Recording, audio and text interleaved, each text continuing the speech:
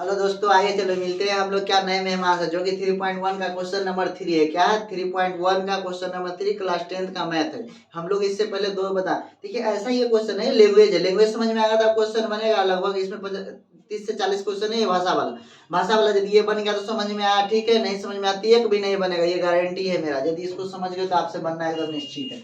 अब बनेगा कैसे नहीं, हम यदि समझा तो ऐसा है ही कि नहीं बनेगा। आप कहीं भी रहिए, यदि ऐसा वीडियो देखते हो तो बनेगा कंफर्म है। देखिए क्या कहता है, 2 kg सेब और 1 kg अंगूर का मूल्य किसी दिन रुपया 160। देखिए 2 kg सेब और 1 kg अंगूर, क्या बोलता है? 2 kg नहीं, 2 kg सेब और 1 kg अंगूर। सोचिए 2 kg सेब लगा होगा, 1 kg अंगूर, तो 2 kg सेब 10 रुपया के, मान लिया 20 रुपया, और फिर बचा 1 kg सेब, तो फिर उसको कुछ रुपया तब मिला के कितना होता है? 160। इसका मतलब यह पता चलता है हम लोगों को कि दो सामान है, दोनों का सामान का रेट जोड़ के तब कितना हो रहा है, तो टोटल हो रहा है 160। तो आपको ये माइंड में काम करना चाहिए। 2 kg यदि लिया है सेब, तो 1 kg का दाम होगा तो गुना करेंगे तो मानेंगे क्या? 1 kg सेब का मूल्य x रुपया, फिर मानेंगे 1 kg अंगूर का मूल्य y रुपया, और तब जाके गुना करेंगे। यदि पूछा है 2 kg सेब, तो लिखेंगे 2 गुना x, और फिर लिखेंगे y। 1 kg तो 1 गुना y बराबर y, तब जाके लिखेंगे 160। समीकरण 1 हो जाएगा। फिर दूसरा में जो कहा उसको गुना करके निकालेंगे। बहुत आसान है, इसको पहले समझने की कोशिश कीजिए। तो लिखते हैं हम लोग प्रश्न से। कहाँ से? प्रश्न से। गलत बात, पत्थर से नहीं। कहाँ से? प्रश्न से। लिखते क्या? लिखते माना। क्या लिखते? माना। सोचो कि यदि हम लोग मानते हैं तो मानते क्या? सेब। लिखते क्या? 1 kg सेब का मूल्य 100 रुपया। यहाँ पर लिखते हैं 1 kg सेब का मूल्य कितना रुपया? 100 रुपया। तो सेब माने तो अंगूर भी तो है, तो मानते 1 kg अंगूर का मूल्य किसका? 1 kg अंगूर का मूल्य,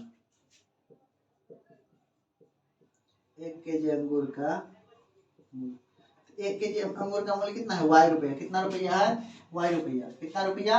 y रुपया। सोचिए 1 kg सेब का मूल्य 100 रुपया, 1 kg अंगूर का मूल्य y रुपया। तो अब हम लोग अच्छा 1 kg अंगूर का, अच्छा 2 हो गया अंगूर, ये अंगूर पकड़ लिया नहीं जी। इसको ऐसे लिखते, कैसे लिखते? 2 kg, अच्छा माना कि 1 kg, क्या लिखते? 1 kg अंगूर का मूल्य कितना? y रुपया। तो पहला बार में 2 kg सेब खरीदा, सेब 1 किलो का 1 के 1, तो 2 kg का 2 पहला में 1 kg y है, अंगूर कितना है? 1 kg, तो y अब बराबर कितना देना पड़ता है? 160 रुपया। समीकरण 1। समीकरण 1। फिर लिखते पुनः, क्या लिखते? पुनः अगले 1 महीना बाद। कितना है? 1 महीना बाद। तो कोई जो नहीं लिखना 1 महीना बाद क्या है। फिर लिखेंगे 4 kg क्या है? सेब, तो 1 kg का 1, तो 4 kg का 4 एक प्लस कितना? 2 kg अंगूर, तो 2 kg का कितना, टोटल कितना रुपया देता है? 300। कितना? 300। थोड़ा सा इसको सोचिए, दोनों में 2 कॉमन है, तो इसको लिख सकते हैं x प्लस 2। यहाँ लिखते क्या? 2x प्लस 2y बराबर में कितना होता है? 300। यहाँ लिखते 2x प्लस में नहीं 2x, देखिए इसको गुना करिएगा तो इतने आएगा, कॉमन ले लीजिए, 2 निकल गया, तो इसके लिखते y बराबर में जाए कितना? 300 बटे में जाता 2, 2 से कट गया तो कितना होता है? 150। कितना? 150। तो इसको लिख सकते हैं 2x प्लस में y बराबर कितना में होता है? 150। कितना?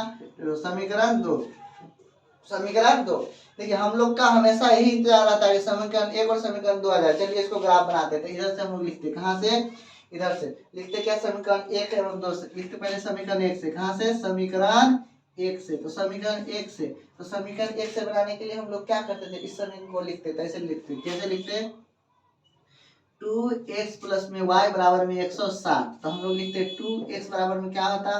तो 160 माइनस में क्या लिखते? y।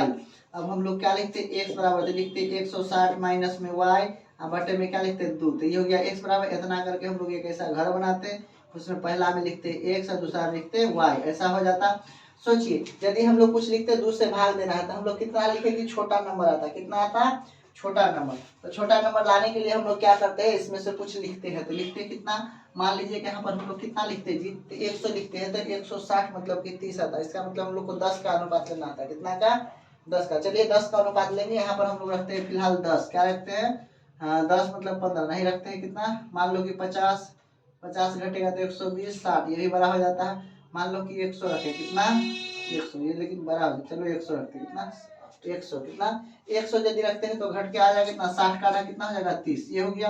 फिर हम लोग रखते हैं दूसरा में, एक बार कितना रख दीजिए, एक बार फिर रख दीजिए, मान लीजिए कि 80, कितना रखिए 80, तो 80 घटो तो कितना हो गया 80, 80 के बटे 2 तो 40, ऐसा हुआ, ये वो निकल गया। अब दूसरा लिखते हैं क्या, किसी जगह इस तरह से घेर के, फिर क्या लिखते हैं समीकरण 2 से, कहाँ से लिखते हैं समीकरण 2 से, तो समीकरण 2 से कैसे होता, तो समीकरण 2 यहाँ देख रखा है 2x + y बराबर 150, तो लिखते हैं यहाँ पर 2x + y बराबर में 150, तो सोचिए यहाँ पर 2x बराबर लिख सकते थे 150 माइनस में y, फिर लिख सकते थे x बराबर लिखते क्या 150 माइनस में y बटे में कितना होता 2, फिर ऐसे बना के ऐसे ग्राफ बनाते, फिर हम लोग क्या करते इस तरह से, इसको लिखते x, इसको लिखते y।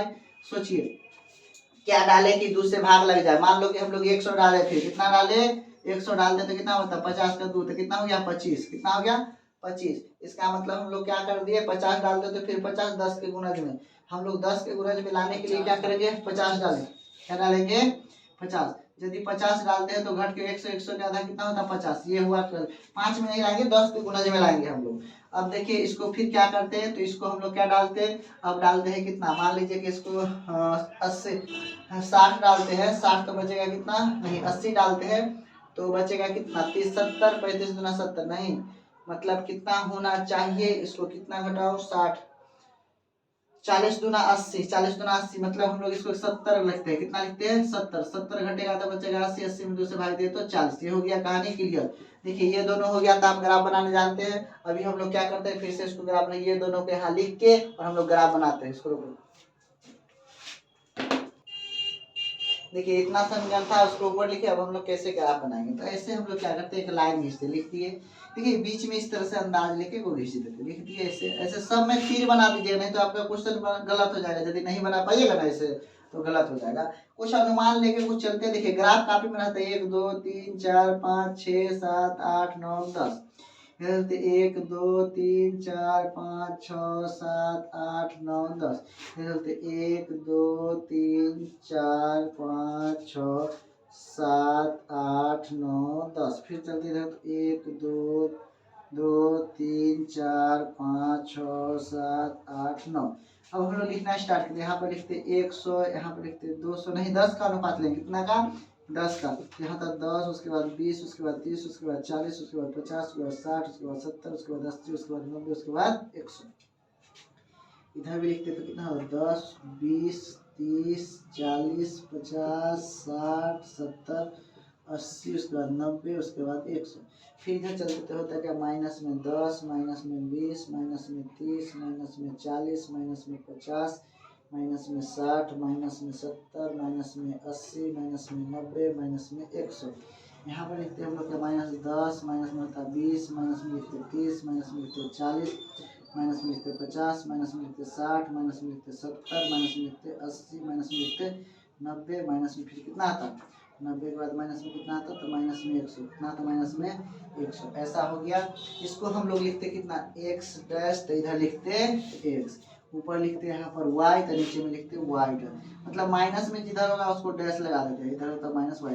चलिए ग्राफ को हम लोग काटते हैं, कैसे बनाइएगा, फिर से देखिए x में 30, y में 100, x वाला लाइन पर गए 30, y में कितना 100, y प्लस कितना गया 100, यहाँ पर आ गया एक बिंदु मिला, यहाँ से गया। दूसरा में क्या था x में 40, तो x में 40, y में कितना 80, y में कितना 80, तो y में 80 यहाँ पर आ जाएगा। इसको वीआईपी ग्राफ बनाने के लिए स्केल लाते हैं, और वीआईपी स्केल लाइए और इसको घींच दीजिए, ऐसे करके हम लोग क्या करते हैं घींच देते हैं, ऐसे करके इस पर लगाते और यहाँ से फटाक से ऐसे करके घींच देते।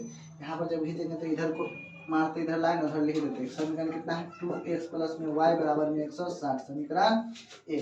दूसरा में हम लोग क्या करते हैं इसको इस ग्राफ से, x में 50 y में 50, x में 50 हो गलो यहाँ पर, y में 50 हो गलो यहाँ पर, तो इसको हम लोग लिख लेते।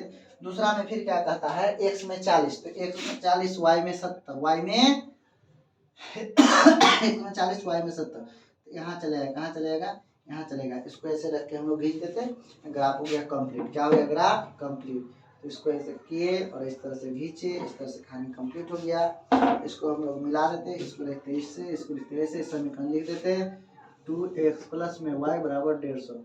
ये हो गया कंप्लीट। क्या हो गया कंप्लीट। कंप्लीट बोले तो ओके। ऐसा यदि बना देते हैं आपका क्वेश्चन हल हो जाता है। इसी तरह से हम लोग क्या अगला पॉइंट मतलब अगला 3.2 लेके अगले चैप्टर में आएंगे, मतलब अगले एपिसोड में। फिर मिलते हैं अगले एपिसोड में।